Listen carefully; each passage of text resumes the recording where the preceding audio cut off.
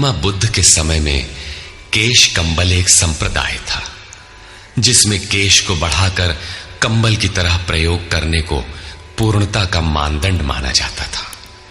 कोई गोव्रतिक गाय की भांति रहने वाला था, तो कोई कुक्कुरव्रतिक कुत्ते की तरह खाने पीने रहने वाला था। ब्रह्म विद्या का इनसे कोई संबंध नहीं है। संप्रदाय और कुरीतियां पहले भी थीं, आज भी हैं। ठीक इसी प्रकार कृष्ण काल में भी संप्रदाय थे, कुरीतियां थीं। उनमें से एकाध कुरीति का शिकार अर्जुन भी था। उसने 4 तर्क प्रस्तुत किए। 1, ऐसे युद्ध से सनातन धर्म नष्ट हो जाएगा। 2, वर्ण संकर पैदा होगा। 3, पिंडोदक क्रिया लोप होगी। और 4, हम लोग कुलक्षय द्वारा महान पाप करने को उद्यत हुए हैं। इस पर योगेश्वर श्री कृष्ण ने कहा। संजय उवाच।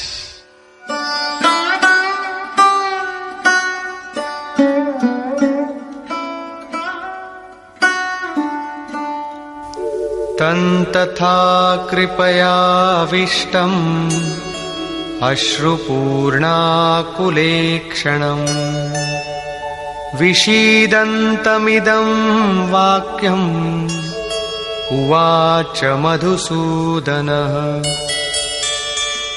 करुणा से व्याप्त अश्रुपूर्ण व्याकुल नेत्रों वाले उस अर्जुन के प्रति मधुसूदन, मद का विनाश करने वाले भगवान ने ये वचन कहा। श्री भगवान उवाच।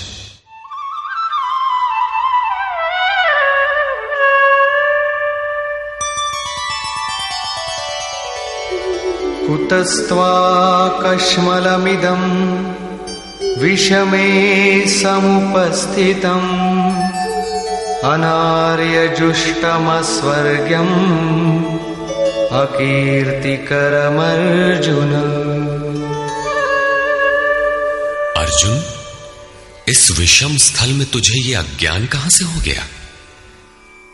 विषम स्थल अर्थात जिसकी समता का सृष्टि में कोई स्थल है ही नहीं, पारलौकिक है लक्ष्य जिसका, उस निर्विवाद स्थल पर तुझे अज्ञान कहां से हुआ? अज्ञान क्यों? अर्जुन तो सनातन धर्म की रक्षा के लिए कटिबद्ध है। क्या सनातन धर्म की रक्षा के लिए प्राणपण से तत्पर होना अज्ञान है? श्री कृष्ण कहते हैं, हां, ये अज्ञान है।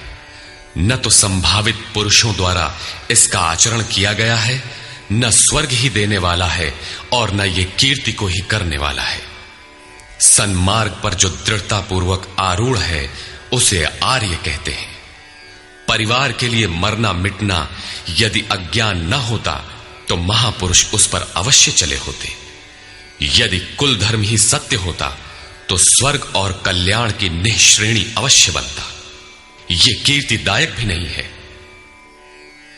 मीरा भजन करने लगी तो लोग कहें मीरा भई बावरी, सास कहे कुल नाशी रे। जिस परिवार, कुल और मर्यादा के लिए मीरा की सास बिलख रही थी, आज उस कुलवंती सास को कोई नहीं जानता। मीरा को विश्व जानता है। ठीक इसी प्रकार परिवार के लिए जो परेशान है,